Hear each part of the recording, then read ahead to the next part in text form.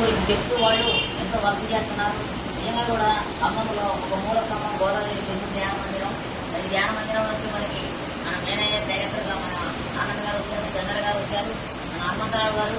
మరి ఎంతో అద్భుతంగా మరి వాళ్ళ గోదావరిలో ఇంత యజ్ఞం గురించి ఒక అర్ధగంట సేపు ధ్యానం చేయడం జరిగింది. ఎంతో వైబ్రేషన్స్. మరి ఇక్కడ ఈ గోదావరి స్త్రీ శక్తిని కూడా మరి ఆ ధ్యాన మహాయజ్ఞానికి కనెక్ట్ చేయడం జరిగింది. ఇది గొప్ప శిబిరం మన ఖమ్మానికి.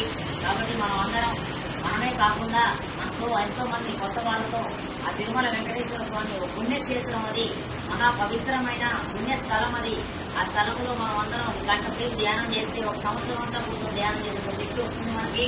కాబట్టి ఎక్కువ కొత్త వాళ్ళకు చెప్పి కొత్త వాళ్ళని తీసుకురావాలని చెప్పేసి మనమందరం ఆ ధ్యాన మహాయజ్ఞ ప్రపంచ శాంతి కోసం జరిగే ధ్యాన మహాయజ్ఞాన్ని విజయవంతం చేయాలని మనం అందరం కాంక్షిస్తూ ఆ యజ్ఞానికి అందరూ రావాల్సిందిగా